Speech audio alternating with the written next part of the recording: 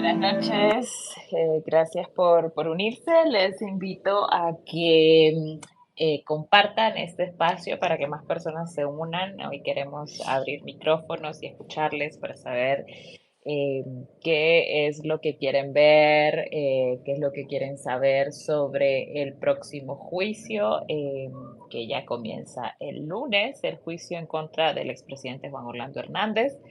Entonces, esto es un poco tribuna libre para hablar hoy sobre el narcoestado, lo que hemos venido cubriendo en Contracorriente al respecto, lo que hemos visto en los últimos días que ha salido en los documentos de la Corte del Distrito Sur de Nueva York y lo que pues podrán ver próximamente en Contracorriente en la cobertura del juicio, pero también varios años para presentarlas a ustedes en la próxima semana.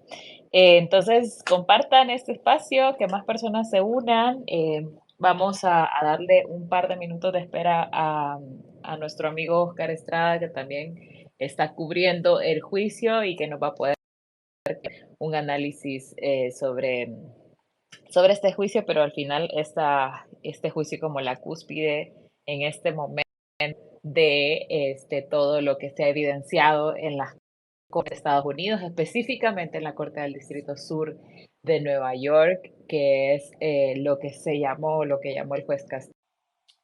Bueno, mientras Oscar se conecta, comentarles que vamos a estar por allá el lunes en este juicio, que es obviamente histórico, este juicio que nos recuerda también a cómo sucedió con el dictador de Panamá en 1990 cuando fue extraditado Noriega, un ex aliado de Estados Unidos que terminó más o menos con lo que podría ser el próximo destino del expresidente Juan Orlando Hernández. Creo que este caso de Juan Orlando Hernández no solamente nos habla detalles escabrosos que son los que hemos estado escuchando y viendo en los medios de comunicación gracias a los documentos que han salido como prueba de la Fiscalía del Distrito Sur de Nueva York, de cómo se alió el expresidente con grupos criminales, con pandillas, de cómo se utilizó eh, la protección criminal no solamente para el tráfico de drogas, sino también para la corrupción estatal. Y que son pues detalles que hemos venido escuchando desde hace ya bastante tiempo en los casos de esta corte. Son alrededor de 20 hondureños entre políticos, empresarios, policías, y personas pues con alto grado de poder como el expresidente Juan Orlando Hernández, los que han sido acusados por la Fiscalía del Distrito Sur de Nueva York. Una anécdota por ahí les cuento, cuando nosotras comenzamos a recopilar los documentos de más de 12 expedientes de casos en la Corte del Distrito Sur de Nueva York y algunos casos que están en Virginia también. Hablábamos con un ex fiscal, uno de los ex fiscales del Distrito Sur de Nueva York, que comenzaron a ver los casos, los primeros casos, como el caso de Don H, ¿no? Que fueron de los primeros casos, de los primeros extraditados y de los primeros casos que empezaron a mencionar a otros políticos en Honduras. Y nos decía este ex fiscal porque nosotros le preguntábamos cómo llegaron a Honduras, o sea, ¿por qué son tantos los casos que hay en el Distrito Sur de Nueva York, específicamente de hondureños? Nos decían que todo comenzó con las conexiones que empezaron a hacer por algunos casos que estaban llevando de venezolanos y si mal no recuerdo eran casos que tenían que ver con tráfico de drogas, de grupos de crimen organizado que estaban vinculados también a prominentes políticos de Venezuela y que todavía estamos viendo que muchos de esos casos siguen reventando, ¿no? Y que por ahí venían algunas conexiones, obviamente la conexión natural, ¿no? De que la droga que se produce en Sudamérica pasa por Centroamérica y por lo tanto pasa por manos centroamericanas, por estados centroamericanas que deciden proteger este negocio ilícito. Em, entonces así comenzaron.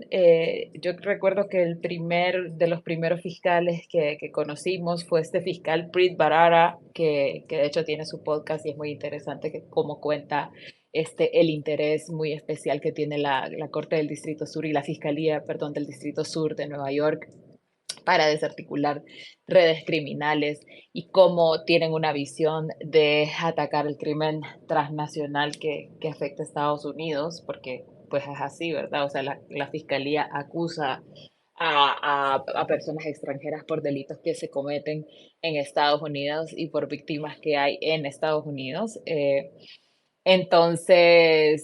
Luego pasaron algunas cosas en esa fiscalía con este fiscal Preet Bharara porque se enfrentó a Donald Trump y fue destituido, etcétera. Y luego, cuando cambiaron de fiscal, parecía que esa visión iba a cambiar y no cambió. O sea, la visión de seguir atacando el crimen transnacional continuó.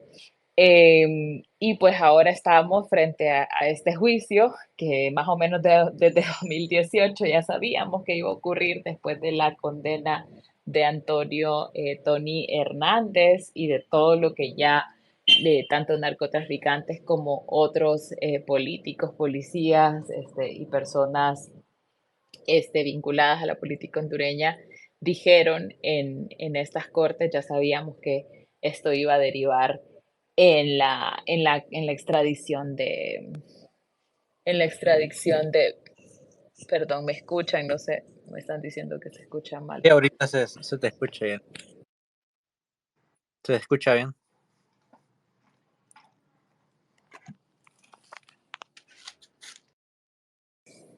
Hola, perdón. Sí, te escuchamos. Ok. Entonces, bueno, ya sabíamos que iba a derivar en esto y bueno, ahora tenemos este caso aquí enfrente. Después de lo que ocurrió en los últimos días, en los que el ex director de la policía, el Tigre Bonilla, se declaró culpable, yo creo que bueno, que ahora queda pues muy poco campo para la defensa de Juan Orlando Hernández de probar su inocencia.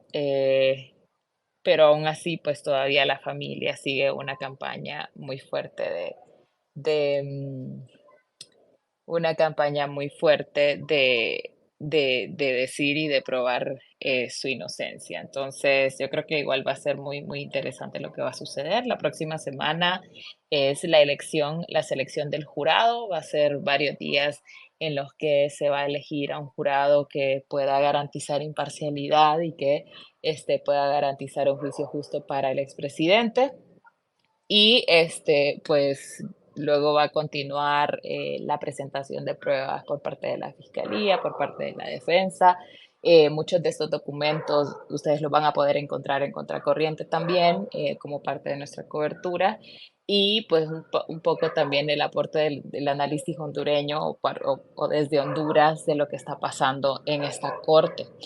Entonces yo quiero abrir micrófonos, quienes quieran hacer comentarios, hacer preguntas sobre la cobertura, sobre qué es lo que le gustaría ver, en qué le gustaría profundizar. Nosotros hemos hecho varios reportajes e investigaciones para poder darle más contexto y para poder también abrir otras líneas de investigación con respecto a los casos que ya conocemos que se han ventilado en el Distrito Sur de Nueva York específicamente.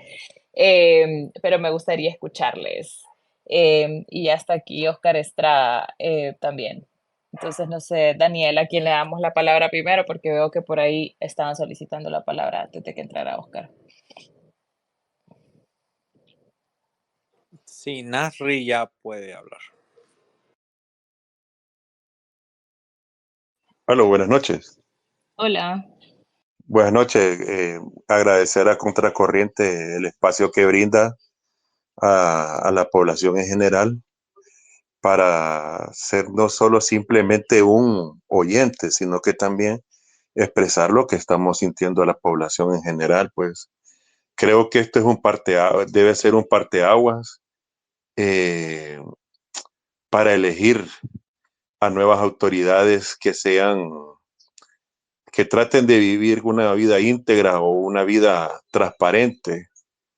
Yo creo que esto ha sido como por decir así, la gota que rebalsó el vaso, en el sentido de que hemos sabido, muchos de los hondureños que vivimos en este país, que la clase política siempre ha quedado a deber, ¿verdad? Ha quedado a deber porque nunca ha dado soluciones a las necesidades prioritarias que existen en el país.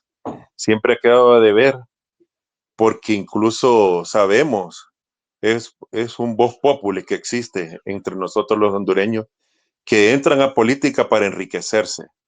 Incluso muchos, tal vez conocemos a políticos que han llegado, por decir así, descalzos a un Congreso Nacional, a ser funcionarios públicos, y de repente aparecen con grandes mansiones, con grandes riquezas que se saben que siendo empleados o funcionarios públicos jamás lo van a realizar, ¿verdad?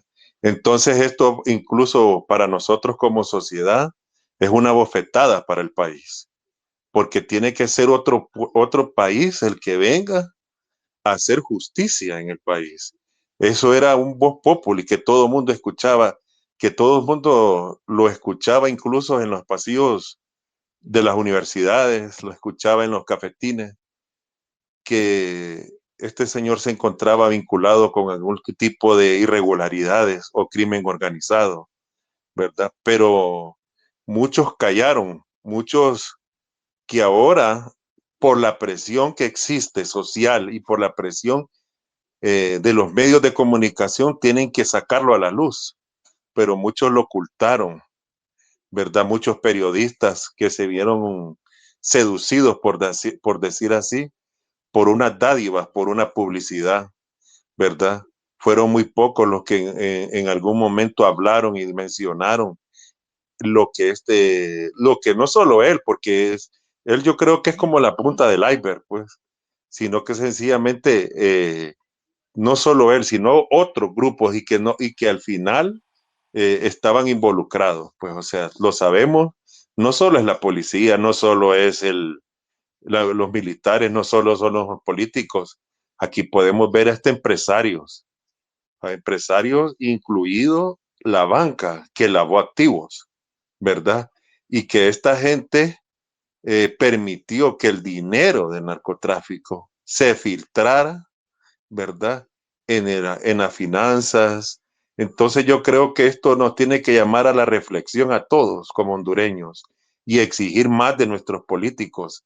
Sabemos que hay políticos aquí que tienen hasta 3, 4 mujeres y muchas veces los colocamos como los idealizamos y eso no debe ser así, pues, o sea, ya debe cambiar nuestra exigencia hacia la clase política. Bueno, muchas gracias por su opinión. Y hay algo importante que mencionó, ¿no? Es sobre qué nos dicen estos juicios más allá de Juan Orlando Hernández. Y con esa pregunta quiero empezar, Oscar. eh, y si puedes aceptar ahí la invitación de hablante. Con esa pregunta quiero empezar. ¿Qué nos dice este juicio, no solo de Juan Orlando Hernández, sino también de la Policía Nacional, de las raíces del narcotráfico en la Policía Nacional? De las raíces del narcotráfico en los partidos políticos, que hoy estábamos viendo algunos tweets, algunos posts de gente del partido de gobierno diciendo eh, lo que digan los narcotraficantes en las cortes es parte de una venganza, no todo lo que dicen es cierto, van a querer manchar a otros políticos, etcétera, etcétera. Me imagino yo refiriéndose a gente de su propio partido. Entonces, sí quiero empezar con esta pregunta, Oscar. ¿Qué nos dice esto de otras cosas importantes más allá de Juan Orlando Hernández, de los partidos políticos, de la Policía Nacional y de cómo el Estado de Honduras ha protegido y está prácticamente rediseñado para proteger al crimen organizado? Bienvenido, Oscar. Gracias, Jennifer. Saludos a las personas que nos están acompañando hoy en este space. Mira, yo creo que lo que nos deja claro ¿no? Es que estas figuras, estos personajes oscuros en la historia surgen cuando la institucionalidad está débil, cuando las personas, las instituciones que deberían de cuidarnos como sociedad, de cuidarnos como nuestro sistema político, nuestro sistema judicial, no está haciendo su trabajo, ¿no? Y es una relación realmente, se retroalimenta, una relación circular, un vicio, ¿no? En el cual el caudillo, el político que considera que el poder es lo más importante y actúa, como decimos en Honduras, siendo el más vivo del grupo, ¿no? Y abusa la ley, abusa las normas para poder sostenerse, fortalecerse, alcanzar el poder, termina pues creando las condiciones para que más adelante surjan estas figuras. O sea, yo veo a Juan Orlando Hernández como un producto directo de una consecuencia directa del golpe de Estado del 2009.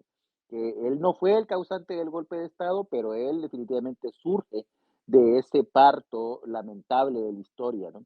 Y en este momento todavía, después de 2 años de haber salido del poder, no hemos visto tampoco las señales que nos indican que el camino que se está tomando es el correcto, ¿no? Entonces, creo yo que nos debe señalar que el sistema político, como estamos eligiendo a nuestros gobernantes, no está funcionando, no nos funcionó. Y ahora en otra entrevista me preguntaban precisamente sobre eso, que qué consecuencias podría tener. Y yo tengo el temor de que lejos de abrirnos a los espacios democráticos y a fortalecer la institucionalidad para que esto no nos vuelva a ocurrir en el futuro, las élites del poder, las élites corruptas vinculadas con las élites políticas, lo que podría suceder más bien es que terminen cerrándose como ocurrió en Guatemala después que la CICIG comenzó a tocar intereses y tocar estas alianzas directamente, ¿no? Entonces hay que estar muy pendientes. Creo yo que este es un parte de aguas terrible para nuestro país, ¿no? A partir de acá va a haber otra sociedad, va a ser otra la discusión porque ya no nos está quitando la vela, el velo de la cara para decirnos que el sistema político hondureño y la institucionalidad hondureña está podrida. Y eso es importantísimo que lo discutamos con toda la honestidad. Si no lo discutimos con toda la honestidad necesaria, no vamos a encontrar las soluciones que le estamos buscando. Sí, muy interesante esto. Veo por acá conectado al ministro de Seguridad, al general Gustavo Sánchez Velázquez, y creo que es una discusión que también es muy importante tener y que es importante increpar sobre todo a las instituciones de seguridad y a las Fuerzas Armadas de este país que están llamadas a luchar contra el crimen, a proteger a los ciudadanos y ciudadanas.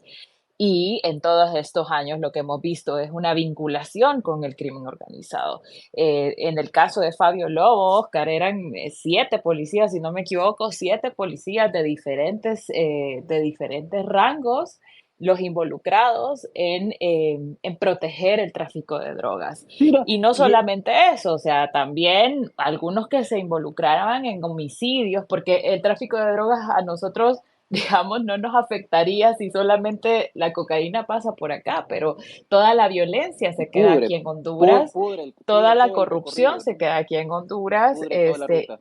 y la Policía Nacional llama a proteger a la población de Honduras, ¿no? No estamos hablando de la población de Estados Unidos, que ahorita está prácticamente siendo protegida por su sistema de justicia al acusar a estos narcotraficantes hondureños. Pero mira, Este, yo te dejo, por ejemplo, una pregunta bien concreta, ¿no? Se ha mencionado ya desde los artículos de New York Times en el 2016, desde el juicio de Tony Randa se volvió a mencionar y en este juicio va a volver a mencionarse otra vez el asesinato de Aristide González y de Alfredo Landaverde y de Orlan Chávez y la vinculación de las estructuras policiales, las estructuras del poder policial en Honduras dentro de estos crímenes, pero en Honduras no hay investigaciones sobre estos hechos. En Honduras, las personas que han salido vinculadas siguen moviéndose con libertad. Entonces, de alguna forma, cuando el Tigre Bonilla decidió declararse culpable, debo decir que no dejé de sentir cierta decepción porque yo sí quiero escuchar la información que él tiene para compartir, ¿no? Y espero que en algún momento la fiscalía proceda y que parte de las negociaciones que logró es compartir esa información para poder procesar a esas mafias de la policía que realmente nos causaron mucho daño, mataron mucha gente. No solamente es tráfico de personas, es la violencia que se generó entre los años 2010, 2011, 2012, 2013 y 2014, que fueron los años más violentos de nuestra historia.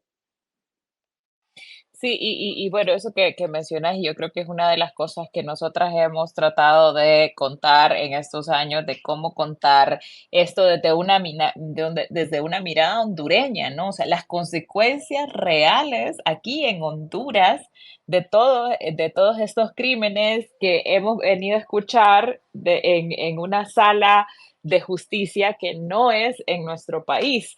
Y sí, es cierto, como decía aquí la persona que habló antes y que decía, bueno, es que todo era ¿cómo fue que dijo? Un rumor, todo se oía, se escuchaba, todo el mundo, era como de conocimiento popular que teníamos esto, pero verlo ahora creo que sí pone el reto de como ciudadanos y ciudadanas de ver cuáles han sido las consecuencias y qué es lo que tenemos que exigir como ciudadanía. Oscar, ¿qué puntos crees que van a ser como los más álgidos en este juicio en contra de Juan Orlando Hernández? Porque hay cosas que se han puesto en la mesa que son muy interesantes. Por ejemplo, el papel de Estados Unidos, el espaldarazo que había dado Estados Unidos, que trabajó de cerca con Juan Orlando.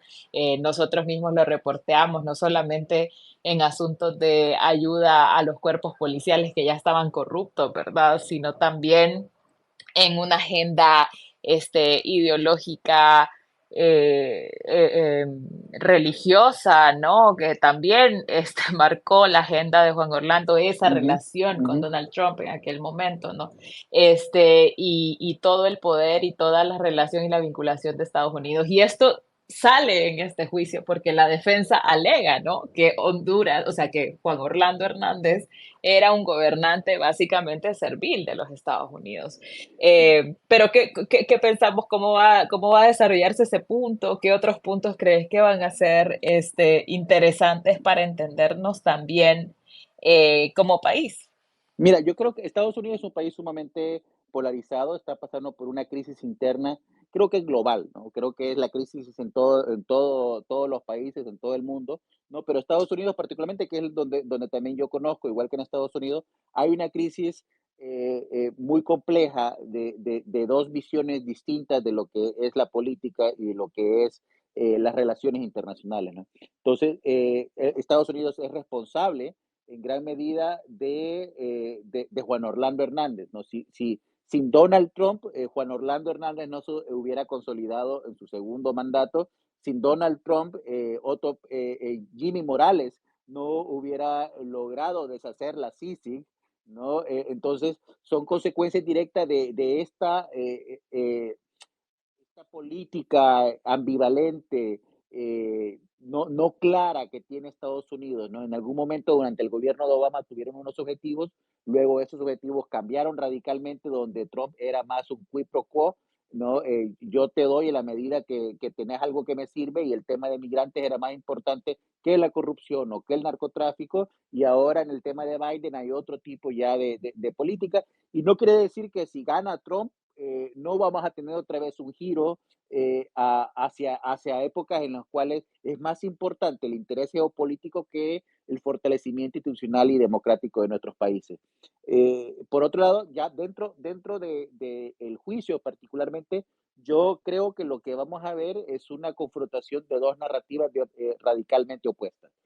No va a ser el juicio igual que el de Tony Hernández, en el cual la defensa se limitó únicamente a tratar de desvirtuar los testimonios de las personas que iban ahí a testificar, hablando del Cachiro y de Chandel y del Rojo y de todas estas personas que fueron ahí a testificar, que que son testigos pues complejos para entender incluso para nuestro sistema jurídico también, ¿no? Estamos hablando de que va a ser un juicio que va a enfrentar dos narrativas distintas, en la cual en una narrativa Juan Orlando es lo que dice la fiscalía, ¿no? Es la joya de la corona de una estructura del narcotráfico que se fue instalando durante 2 décadas hasta que llegó al lugar donde está ahora.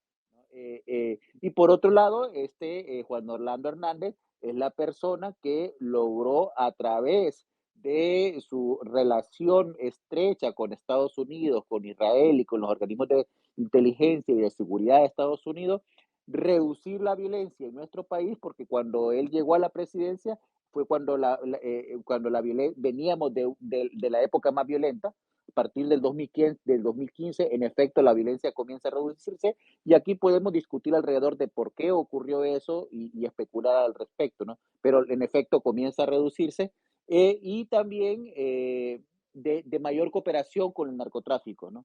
En una región, además, y en un momento en la cual tenemos a México, tenemos a Bolivia, tenemos a varios países del continente que están ya cuestionando esa colaboración que tienen con la DEA. Una de las consecuencias directas que yo veo que va a haber en este juicio es que Estados Unidos va a tener que replantear su relación con Latinoamérica en su lucha contra el narcotráfico, porque quieras o no, ¿no? Los políticos en la región están vinculados con las estructuras criminales. O sea, esto, Juan Orlando, no es un caso, quizás es el caso más dramático que podemos imaginar en este momento, pero ya hay información de financiamiento de campañas para Felipe Calderón, para Manuel López Obrador, para Petro, para Uribe, y si nos vamos en el continente, seguramente podemos ir escudriñando este ingreso del capital del narcotráfico dentro de la política porque tenemos institucionalidades débiles y las institucionalidades débiles son lo que permite que este tipo de capital se penetre. Entonces, estos grupos económicos, estos grupos políticos no van a querer exponerse a que Estados Unidos lo someta a un proceso parecido más adelante. Entonces, van a desaparecer acuerdos de extradición, van a entorpecer las relaciones bilaterales de cooperación de lucha contra el narcotráfico. Y yo creo que de alguna forma cuando Juan Orlando alertaba ya por el 2020, 2021, de las consecuencias que iba a tener Estados Unidos si lo procesaba a él, estaba alertando precisamente esto y yo creo que tenía razón. Creo que los presidentes que han tenido financiamiento con el narcotráfico en sus campañas no van a querer seguir cooperando de la misma manera con Estados Unidos. Bueno, y eso es complicado, sobre todo porque yo no sé si fue el año pasado que ya se cumplieron los 50 años de la famosa lucha contra el narcotráfico que ha dejado más víctimas que resultados y que ha sido patrocinado por Estados Unidos en Latinoamérica. Eh, y bueno, cambiar un poco ese chip. ¿Vos crees, Oscar, que aquí en Honduras va a haber intentos de cambiar el tema de la extradición? Y un poco retornando a lo que mencionaba al inicio, ¿no? Ahora que también hay personas eh, cercanas del actual gobierno que de una u otra forma han sido mencionadas en estos casos y que ahora están anticipando en las redes sociales de que probablemente se mencionen sus nombres, pero que todo es mentira, ¿no? ¿Cómo es eso? ¿Cómo puede cambiar también un poco el escenario en Honduras después de este juicio? Mira, yo siento que el Partido Libre que está ahorita en el poder va a hacer un gran esfuerzo, ¿no? Y ya lo estamos viendo en algunas voces que comienzan a alzar la voz, ¿no? Algunas figuras comienzan a alzar la voz para decir que si se les menciona, ¿no? Casi como curándose de salud, si se le llega a mencionar a Juan Orlando, digo, a Manuel Zelaya, a Carlón y todas las personas que han venido mencionándose durante los últimos 15 años también en este tema, si se les menciona, entonces va a ser una cuestión de venganza política y es mentira y es fake news y como han respondido todo eso. Pero lo cierto es que después del caso Juan Orlando Hernández, la población hondureña está abierta a creer cualquier cosa que se les diga de los políticos hondureños. ¿No?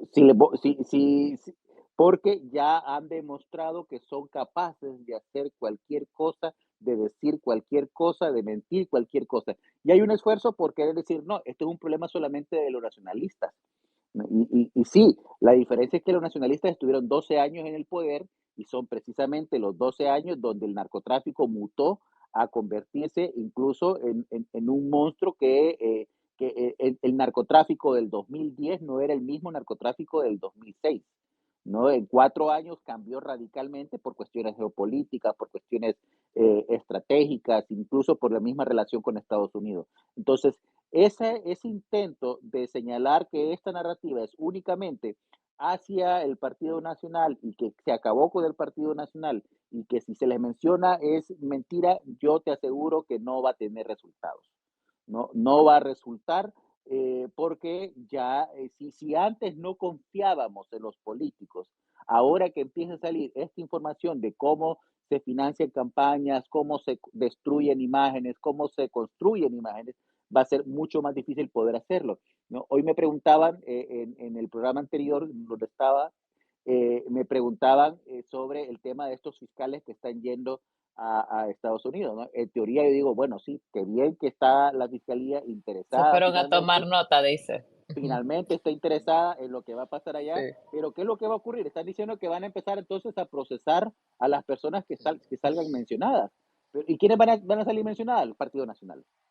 Entonces, y en un contexto donde la fiscalía carece de legitimidad porque fue electa por una comisión permanente y no por el Congreso Nacional, lo que vamos a tener entonces es un ambiente de politización del sistema de persecución penal por intereses políticos y eso es delicadísimo, no nos ayuda como sociedad esa dinámica que veo yo por donde va a ir esa comisión.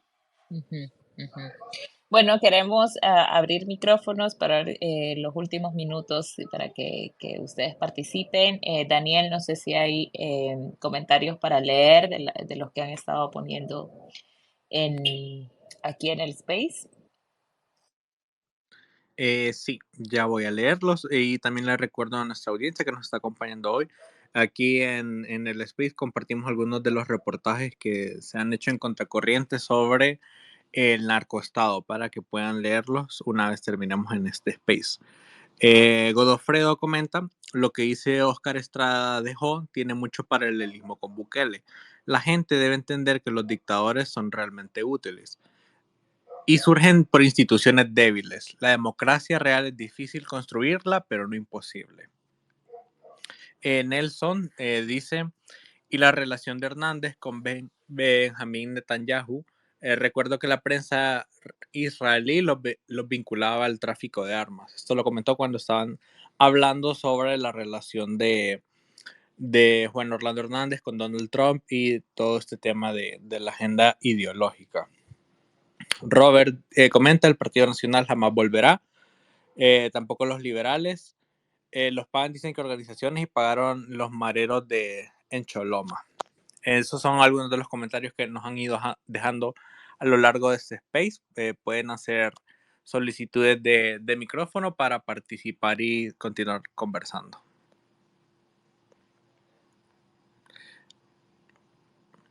Y si no, seguimos conversando Aquí nosotros. Tenemos ya solicitudes, Daniel. Todavía no, pero Ámbar tiene una pregunta. ¿Saben si el juicio será televisado y si habrá transcripciones disponibles para el público? Sí, televisado no va a ser. No, No. de hecho, todos los artículos para grabar, micrófonos, grabadoras, teléfonos celulares, todo eso se queda afuera. No, lo que habrá sí será,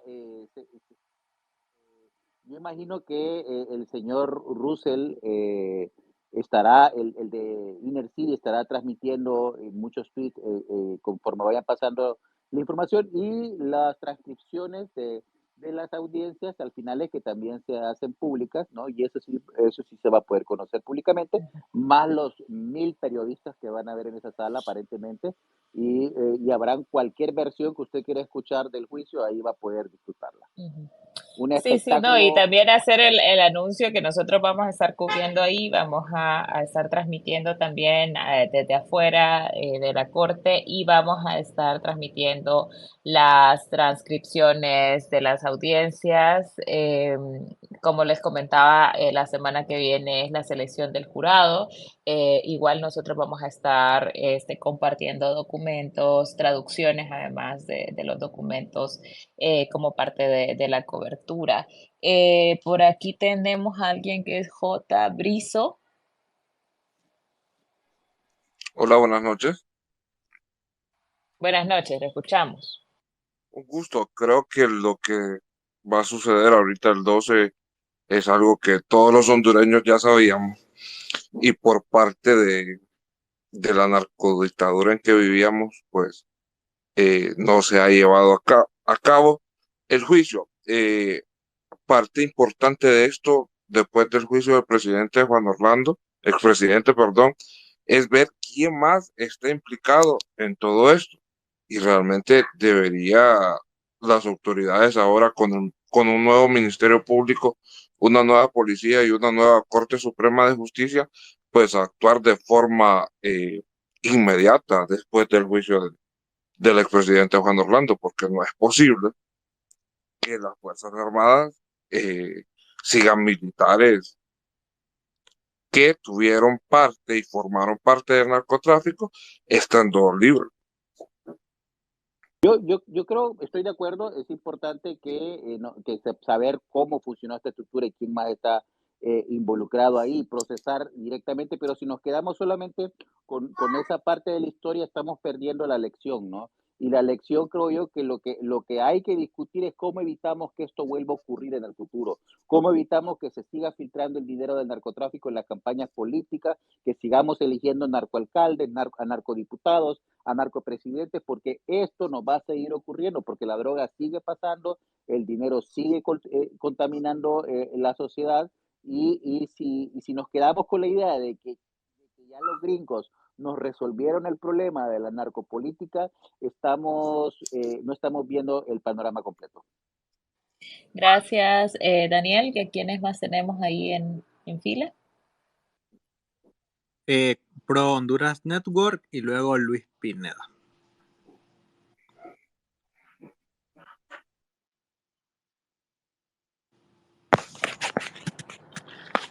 Adelante, hola.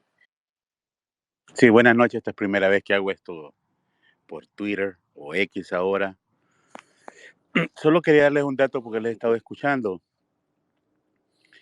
Como decía Óscar Estrada, esto no se tiene que volver a repetir, pero se está repitiendo porque el narcotráfico sigue vigente en nuestro país, son nuevos líderes,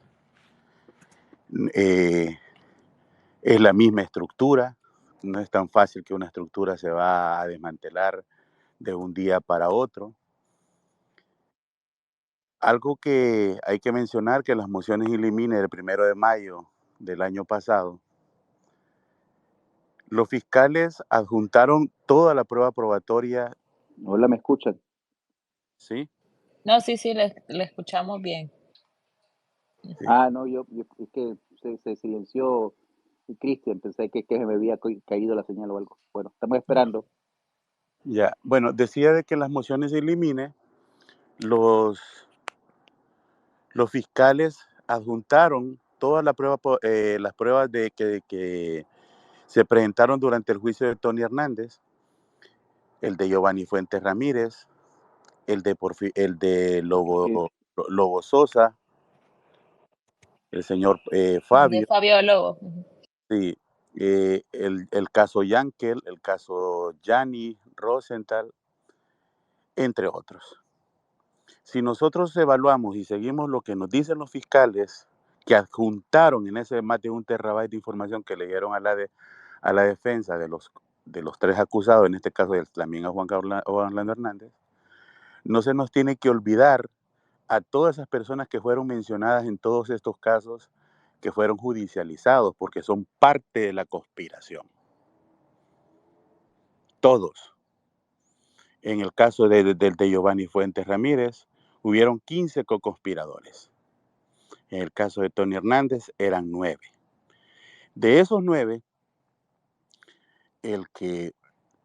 hay 2 que todavía la justicia de Estados Unidos tendría que proceder con ellos, y estamos hablando de Mario José Calix, que ya es pedido en extradición, y el que era ministro de Energía, el señor Roberto Ordóñez Wolcovich, era el CC5.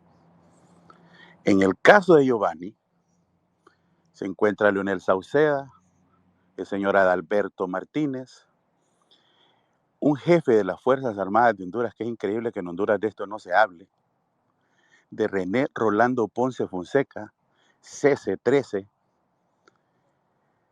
Había un juez que era la judicatura, pero murió, el señor Barahona.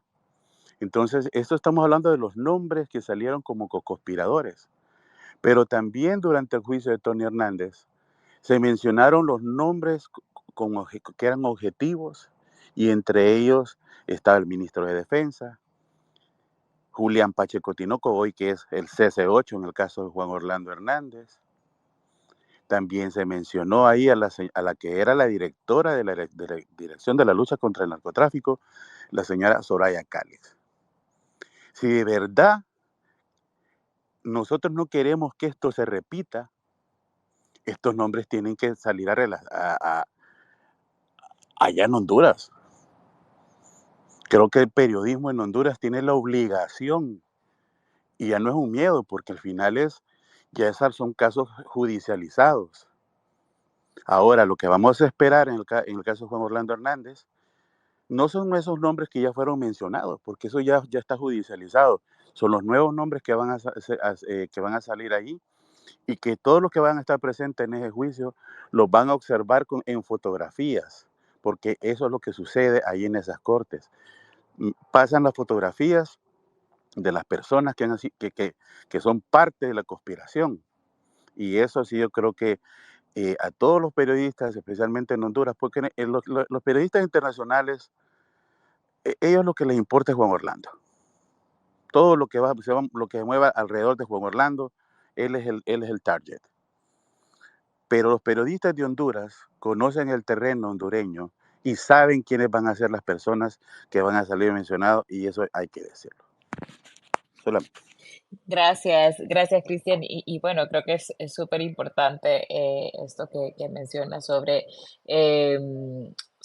esto, ¿no? Sobre qué pasa en Honduras. Y bueno, justamente nosotros publicamos este reportaje sobre el retorno de los Valle Valle y sobre cómo acá ni siquiera el tema del aseguramiento de bienes avanzó en muchos de los casos, no solamente en el caso de los Valle Valle, o problemas que quedaron donde hay más, incluso empresas transnacionales involucradas, como el caso de Giovanni Fuentes, y que sigue teniendo víctimas aquí en Choloma, y nada de esto pudo avanzar para que existiera justicia. Y estamos hablando ya de casos, como dice Cristian, judicializados, que ya pasaron, ¿no? Entonces sí creo que hay como una deuda gigantesca en Honduras, sobre todo. No sé si Oscar ibas a decir algo, pero creo que tenemos unas preguntas aquí aquí tenemos unas preguntas en el Space. Dice María Celeste, a mí me gustaría saber qué expectativas tiene el ministro Sánchez de este juicio, considerando reportajes como el de Contracorriente, en donde evidencian el asentamiento de narcotráfico en la Policía Nacional. ¿Están depurando estas estructuras en la actualidad? Pregunta María Celeste. Una pregunta para el ministro de Seguridad que está aquí en el Space. No sé, Daniel, si tenemos por ahí más preguntas o si tenemos manos levantadas también para reaccionar o para reaccionar específicamente a esta pregunta por parte del ministro.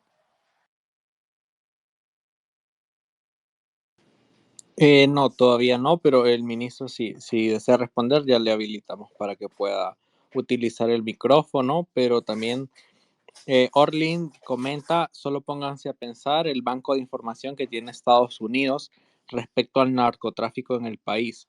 Este juicio es uno de los muchos que vendrán, comenta Orlin. Y si alguien más desea participar, hacer una pregunta o un comentario, pues solo tiene que solicitar el micrófono. Oscar, ¿querés reaccionar? No, yo creo que sí es importante reconocer, ¿no? Que hay una deuda de la prensa, ¿no? Hondureña en cuanto a esta información. Yo honestamente no los culpo, ¿no? Conociendo las condiciones de seguridad, conociendo las condiciones laborales en que les toca a los periodistas, ¿no? Que no contamos ni siquiera con seguros de vida, no contamos y ahora ni siquiera con un sistema de protección para periodistas. Entonces, yo no culpo realmente a nadie que en Honduras decida conscientemente evitar tocar estos temas porque no sabemos las condiciones en que están viviendo. Hay más de 100 periodistas asesinados y comunicadores en los últimos 10 años y eso es algo que también se tiene que reconocer y ser consciente a la hora de exigir a la prensa, ¿no? Cubrir cosas que sabemos que en un sistema de justicia tan debilitado, en un sistema, una sociedad, ¿no? Que favorece al corrupto, que favorece la impunidad, que favorece los abusos de las autoridades, pues el primero que sufre siempre es la prensa. Sí, sí, no, ese comentario yo también suscribo ahí, pero también creo yo que es bien importante que se exija, a pesar de todo ese contexto, yo creo que es muy, muy válido y muy importante que se exija a la prensa, porque también, lastimosamente, hemos tenido corrupción en la prensa, ¿no? Hemos tenido un modelo de negocio basado en la corrupción, basado en los sobornos, basado en las coimas. Tenemos casos aquí, incluso investigados por la fiscalía, como el caso Hermes, pero eso no es lo único, o sea, existen todavía pago a periodistas, no por concepto de una transacción publicitaria, estamos hablando por concepto de coimas, por concepto de regalías, regalos, entre De comillas, machaca. de machaca, como le decimos acá, que están marcando la pauta y al mismo tiempo, obviamente el que no se pliega a ese discurso oficial, sea el gobierno quien sea, termina siendo un enemigo del gobierno o termina siendo un conspirador, etcétera. Tenemos ya habilitado aquí, Daniel. El ministro aceptó micrófono. Yo creo que ya está como hablando. Bienvenido, ministro. Buenas noches. Hola, buenas. ¿Me escuchan? Sí, sí, le escuchamos. Muchas gracias por la oportunidad. Gracias por este espacio pueda conversar temática que hace unos meses, un par de años. Bueno, de inicio tenía problemas con internet un poco. Un momento histórico donde la justicia y actuar casos donde la justicia hondureña actuó. Obviamente actuó por... Ministro, estamos teniendo problemas para escucharle. Si puede usted colocarse en un lugar donde hay un poco más de señal. Voy a buscar otro lugar.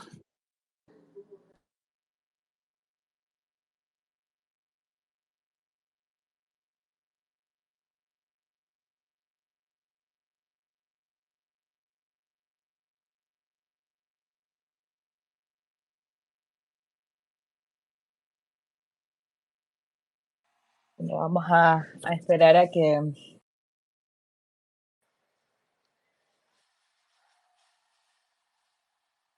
podamos escucharle con mayor claridad.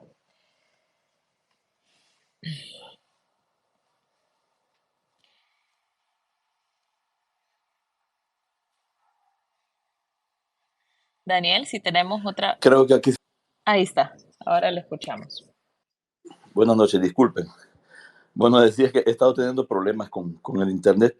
No he escuchado toda la participación, pero es obvio que este es un momento muy importante. Es un momento histórico. Igualmente que se abran estos espacios que antes no se podían. Era impensable por la realidad del país. Es lamentable también que en Estados Unidos se vaya a enjuiciar un expresidente de Honduras y también un ex director general de la Policía Nacional, institución que yo conduje año y medio y ahora somos secretario de Estado y que tuvimos, digamos, la no honrosa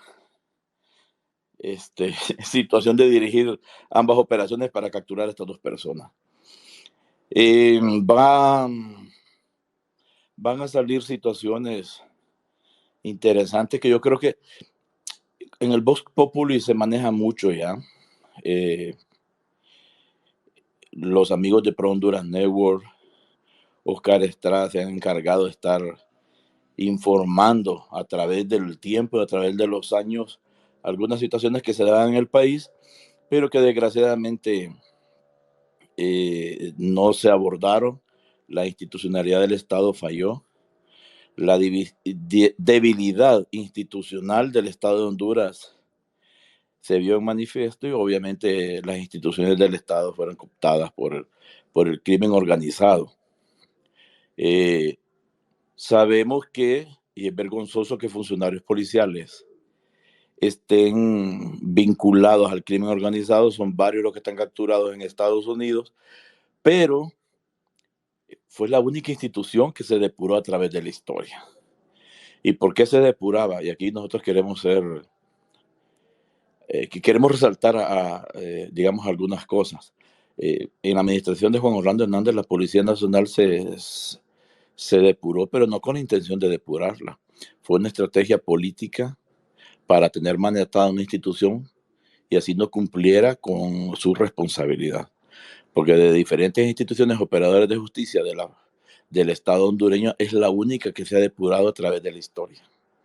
Hoy que miramos todos estos lamentables acontecimientos que se están dando a conocer en Estados Unidos, igualmente vemos hoy que se están destituyendo y capturando operadores de justicia de otras instituciones. ¿Por qué? Porque el crimen organizado afectó la institucionalidad del Estado. Estuvimos muy cómodos, y me refiero a política y mediáticamente, a hablar de la corrupción policial y la depuración policial. Y se sigue hablando, porque era la estrategia de un Estado cuasi fallido que se reinventaba a través de la lucha contra la corrupción y la criminalidad, específicamente a través de la policía.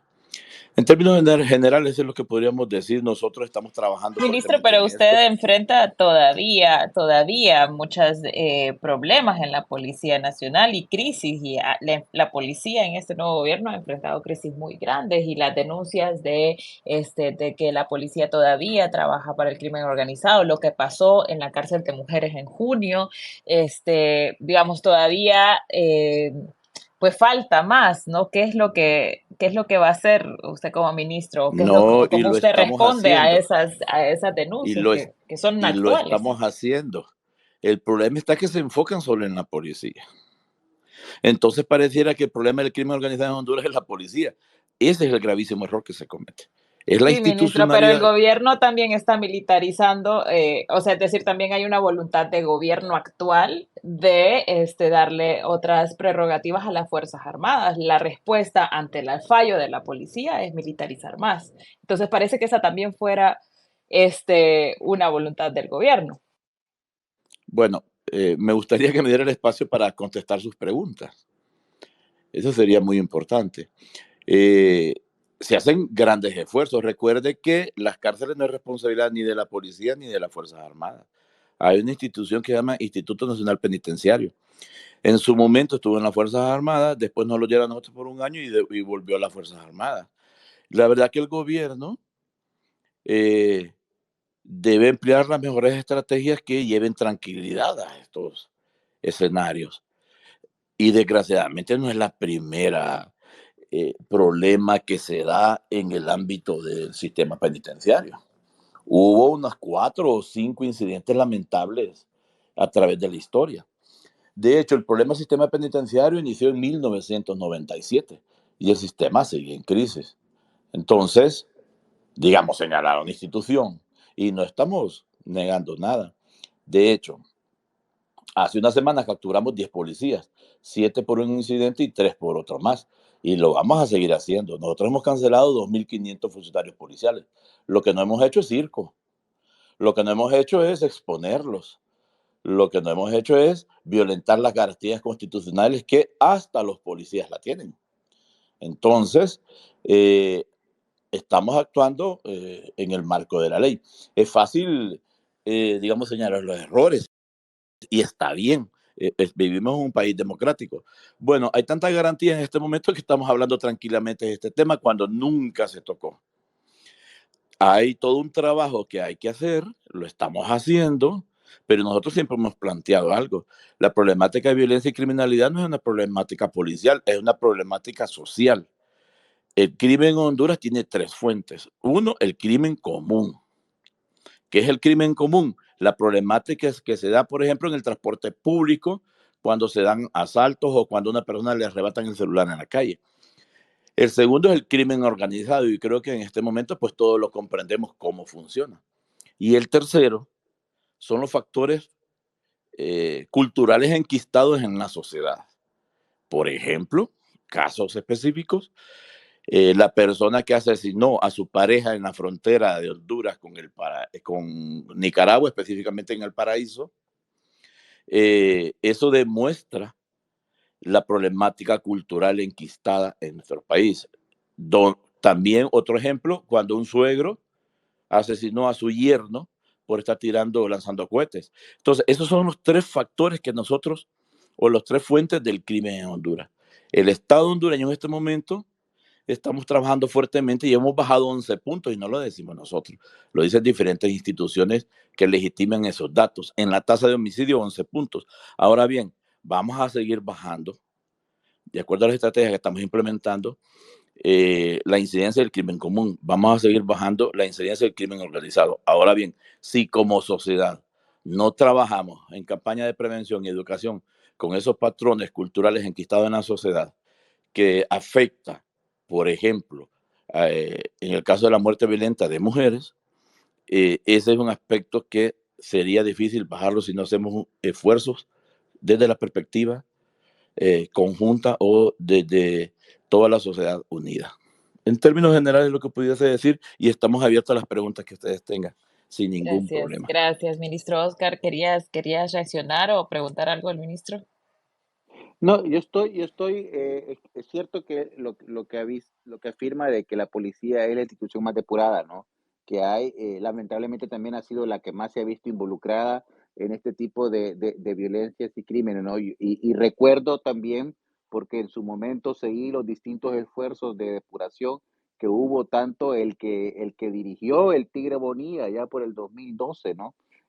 Como el que ocurrió ya en el 2016, cuando estaba, creo que era Savillón, creo que era el que estaba en ese momento, no recuerdo ya muy bien, cuando salió la información del New York Times de las operaciones en contra de Aristide González. Entonces, yo quiero confiar realmente de que este esfuerzo que menciona, y lo veo, ¿no? Hay policías que están siendo procesados, pero sigue, parece que fueran solamente los policías de base, ¿no? Y sabemos que en el tema de extorsión, que en el tema hay toda una estructura y yo no logro entender realmente cuál es la estrategia que hay de seguridad, ¿no? Y ya que menciona el caso de los femicidios, el señor ministro, ¿no? Y al final este programa tampoco creo que es para poder atacar en preguntas al señor ministro. Yo creo que ahí valdría la pena tener un programa más adelante para todas estas preguntas, ¿no?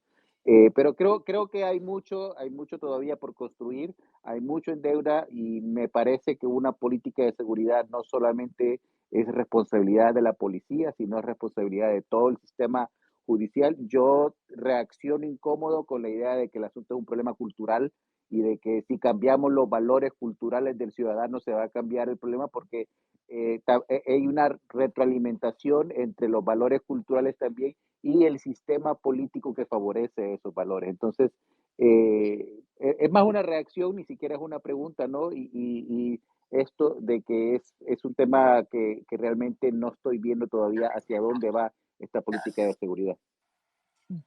Sí, no, y yo creo que el tema también, y un poco tal vez para hacer una pregunta específica sobre si realmente entonces estamos viendo un proceso de depuración o no, porque eso no lo logré entender, ministro, si existe un proceso de depuración interna de la policía con esto que nos menciona de que han actuado contra, en investigaciones y han actuado contra policías corruptos, y si no es algo que está haciendo show, usted mencionó esa palabra, pero sí está haciendo algo transparente. Eso también me quedó un poco la duda de lo que usted nos comentó. Es que es lo mismo. Yo me conecté cuando Oscar Estrada estaba diciendo, bueno, la prensa nos quedó a deber y no los culpo. Menciono esto por lo siguiente. El 2012, el proceso de depuración del Tigre Bonilla, allí él se puso a apartar la competencia. Eso hay que decirlo. El tema de depuración del 2016, eso fue someter a la Policía Nacional para que no actuara. Hay algunas personas ligadas o coludidas con el crimen organizado en la institución policial, claro que sí, y estamos trabajando en eso. Hemos separado 2.500 funcionarios policiales en lo que va esta administración. 2.500. Pero lo que pasa es que los quieren ver en primera plana, los quieren exhibidos, los quieren una muerte civil, que es una muerte civil. Tenemos compañeros que depuraron que no pueden abrir una cuenta de banco y y ahí existen sendas demandas con el Estado por no cumplir el debido proceso ni la presunción de inocencia. Ahora bien, estamos trabajando fuertemente en eso. 2.500 funcionarios policiales no es un número poco, y les quiero comentar. Nosotros contratamos estos 2.000 y despachamos a 2.500. Y lo vamos a seguir haciendo. Ahora, lo que decimos nosotros es, ¿por qué siempre el recuerdo es policía? Y tiene razón. Tenemos un exdirector general de la Policía Nacional, el primer policía de un país capturado por narcotráfico. Pero ¿quién lo capturó? Y me van a decir, lo pidió en Estados Unidos. Sí, lo había pedido 2 años antes y lo capturamos nosotros. Un expresidente de la República. Esa es la complejidad que se da en torno al crimen organizado. Existen otros comisionados allá, como el caso del Mauricio Hernández Pineda. Entonces, sabemos que se da, pero no es lo único. Pregunta, ¿por qué no se había enjuiciado a Jo?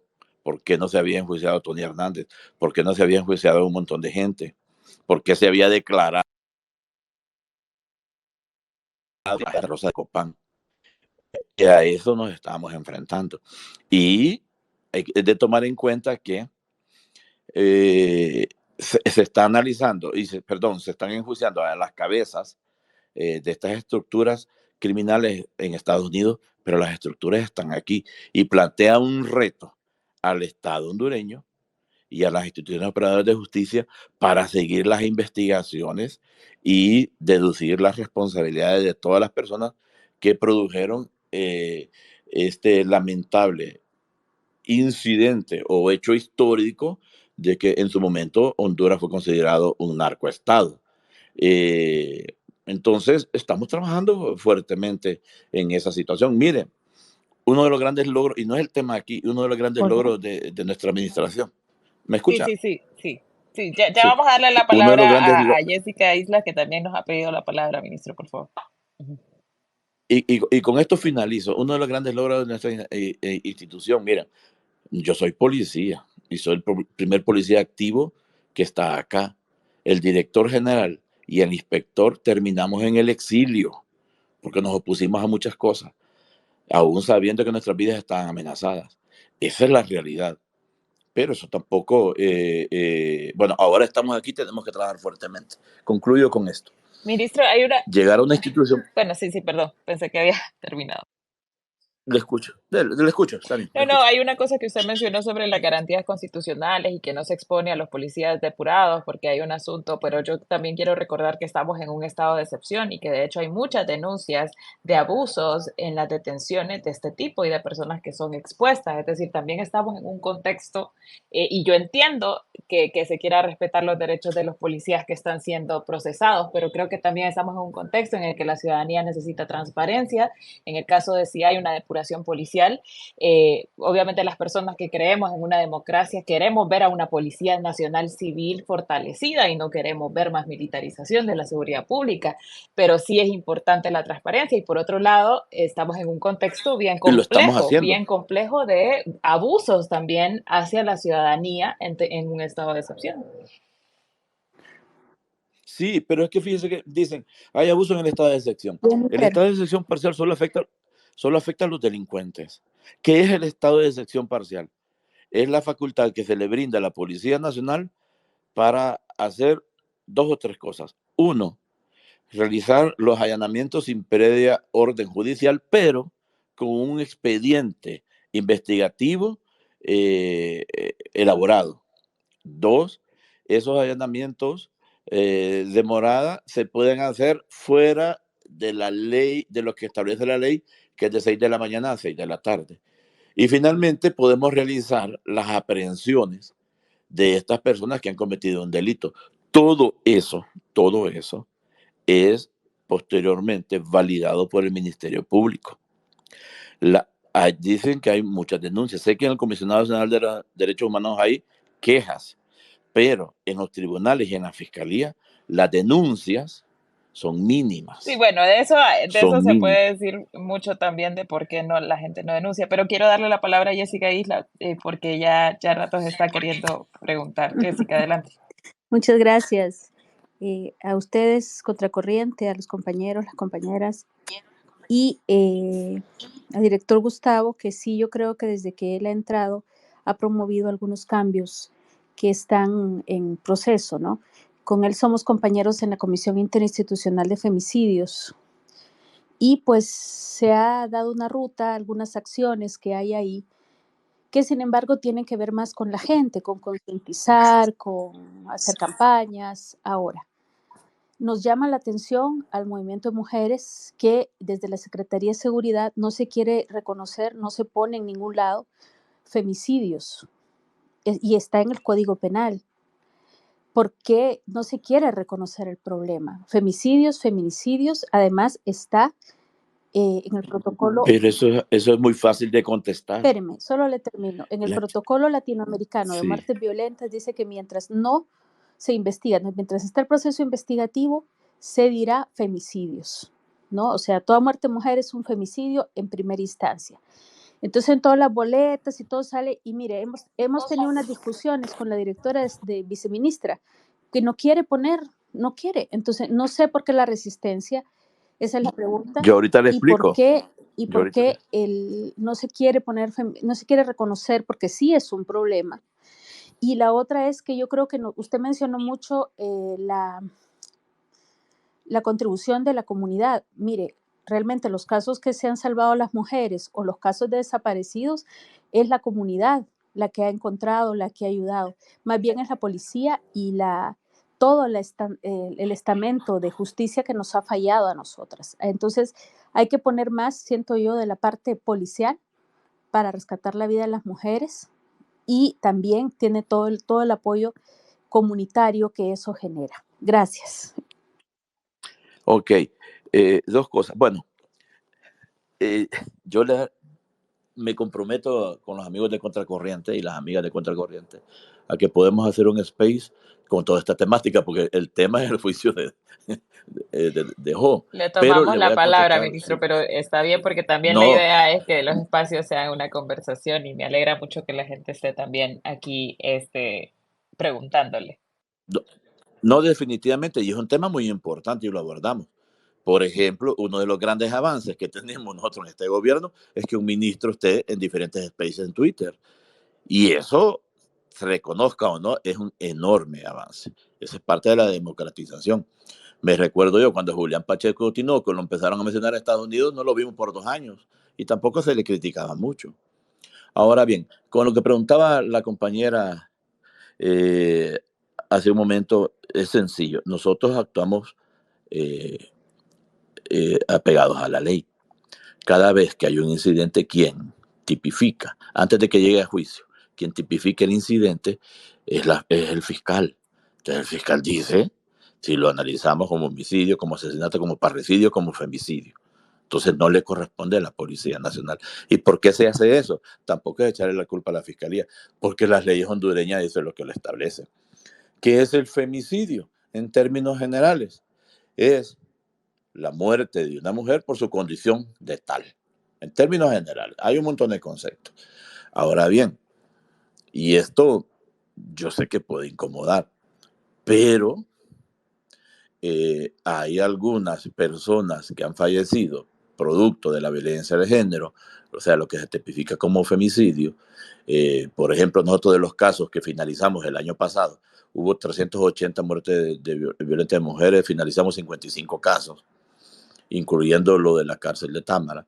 Y en el resto de los casos, las 140 y pico capturas que hicimos, 25 de ellas fueron tipificadas como femicidio. Entonces, es una situación legal. El resto eran asesinatos, parricidios y homicidios. Así lo establece el órgano jurisdiccional. Entonces, es una situación de leyes y las leyes, pues ahí están y uno solamente tiene que cumplirlas. Tenemos que trabajar fuertemente en esto. Es obvio que tenemos que trabajar fuertemente en esto. Y cuando yo hablo de los patrones culturales, patrón cultural es, desgraciadamente, estamos en una sociedad machista, y se lo dice un varón, donde se asume como normal que un hombre agrede a una mujer. A esos factores culturales me refiero yo.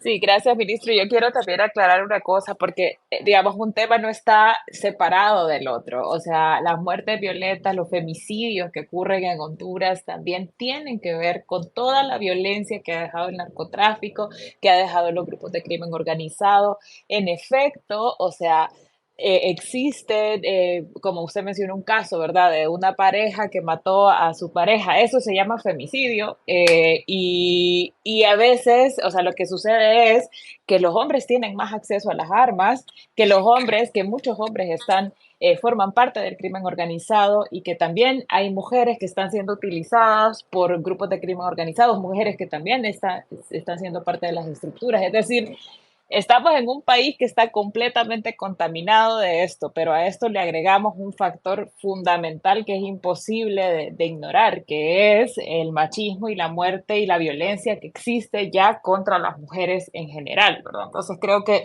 el punto de Jessica Así no es. está separado, digamos, del tema que estamos hablando aquí, que sí, es cierto, es el juicio, pero también lo que queremos hablar es en específico de cómo lo vemos desde Honduras, del país que ha vivido las verdaderas consecuencias de este narcoestado. Y que esto es algo que sigue ahí, que necesitamos entender y que necesitamos como sociedad también saber exigir a las autoridades un cambio en esto. Yo quiero ir cerrando. Yo sé que se puso buenísima la plática. Sí, justamente te quería dar la palabra a Oscar. Sí, no. Yo Ajá. solo agradezco que hayas hecho la conexión porque yo realmente estaba queriendo encontrar cómo explicarlo, ¿no? Y es lo que yo decía anteriormente. Todo eso tiene relación. Jugar al más vivo, creer que en la política, creer que violentar las leyes para consolidar tu poder, para garantizar tu poder, para garantizar tu impunidad, debilita las instituciones. Eso hace que el narcotráfico penetre y que el crimen organizado y que la impunidad penetre en todas las instancias, y eso al final nos afecta a todos, ¿no? La migración es un problema relacionado, los feminicidios es un problema relacionado, la violencia en general son un problema relacionado, y eso lamentablemente no es algo que podemos decir que se va a cambiar cambiando factores culturales. Es lo único que quería decir al final, y que creo que la lección que nos debe dejar este juicio es que estamos ahorita con un gran reto de fortalecer nuestras instituciones que nos va a proteger de futuros casos como este. Gracias, Oscar. Yo quiero ya agradecer a todos y todas que estuvieron en este space. Quiero invitarles a estar pendientes de la cobertura de Contracorriente del juicio, pero también de lo que vamos a estar compartiendo, nuestro especial Narcoestado en Juicio, que vamos a estar compartiendo muy pronto. También vamos a estar compartiendo una serie en redes sociales que se llama Narcoestado en Juicio, Crímenes Reales de la Política Hondureña. Y vamos a estar abriendo estos espacios para tener mayores discusiones. Ministro, si quiere dar unas palabras finales también, vi que pidió la palabra. Sí, solamente ratificar la disposición de que conversemos sobre la problemática de violencia y criminalidad en el país sin ningún problema. Uno, dos, solo quiero ratificar porque creo que, porque Oscar ha dicho 2 veces algo y lo quiero reiterar. Recuerden que yo, aparte de policía, soy sociólogo. De hecho, yo me especialicé en crimen organizado y en barajas y pandillas. Y lo que planteamos nosotros, como institución policial y como Secretaría de Seguridad, es las fuentes o el origen del crimen. Y las fuentes y el origen del crimen son 3, y ahí están las estadísticas, y son frías. Crimen común, crimen organizado y patrones culturales enquistados en la sociedad hondureña. Y aquí entra problemas de convivencia y entran los problemas del machismo. O sea, ahí están, se pueden verificar. Guste o no guste, ahí están. Y gracias por la... Bueno, no me invitaron, yo entré, acepté las preguntas y bueno, estamos a la orden, estamos trabajando fuertemente para revertir esta incidencia en nuestro país. Bajar 11 puntos en Honduras no es muy fácil en la tasa de homicidios. Quiero adelantarle que si el año terminara hoy, a 40 días de haber iniciado el 2024, tendríamos 8 puntos menos solo en este año en la tasa de homicidios. Pero debemos de seguir trabajando fuertemente con la sociedad y con la comunidad para hacer un país más tranquilo, como debería ser Honduras. Gracias. Gracias, ministro, y le tomamos la palabra. Tenemos muchísimas preguntas, yo creo que tenemos muchos temas que hablar y le agradezco pues también su disposición para hablar. Ay, miren, me da pena, pero vamos a darle la palabra a una persona más porque me da pena que hemos alargado este space, pero que hay varias personas que quieren hablar. Y al resto yo les invito, de verdad, Contracorriente es un espacio abierto, pueden mandar sus comentarios, si les gusta escribir, pueden escribir sus opiniones, nos encanta editar y publicar opiniones diversas sobre lo que está pasando en Honduras, entonces están súper invitados. Una participación más a Hugo y vamos cerrando este space. Adelante, Hugo. Ya tiene el permiso. Bueno, parece que no, pero bueno, a quienes se quedaron por ahí, sí les invito. Alexander, sí, ya vi, ya vi. Parece que está conectando Alexander. No, no me aparece que conectó. Pero bueno, gracias por sus comentarios. No me aparece que conectó.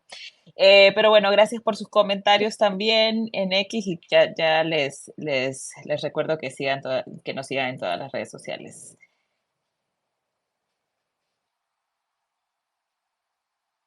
Hola. Bueno. Bueno, gracias Oscar, gracias Jessica, gracias a todas las personas que participaron en este space. Y bueno, estén pendientes de la cobertura. Sé que Oscar también va a estar cubriendo, sé que Pro Honduras Network, a quienes les agradezco también estar en este espacio y también por toda la información que siempre brindan sobre los juicios, va a estar cubriendo. Como decía Oscar, van a tener la oportunidad de ver desde diferentes visiones y con diferentes formatos y estilos esa cobertura, pero sobre todo creo yo va a ser importante abrir espacios de discusión para hacer nuestro propio análisis hondureño de lo que pasa aquí, las consecuencias que tiene acá el narcoestado, más allá de una mirada desde una corte de los Estados Unidos. Buenas noches y no olviden seguirnos en todas las redes sociales y estar pendientes de nuestros especiales que próximamente vamos a estar lanzando. Buenas noches.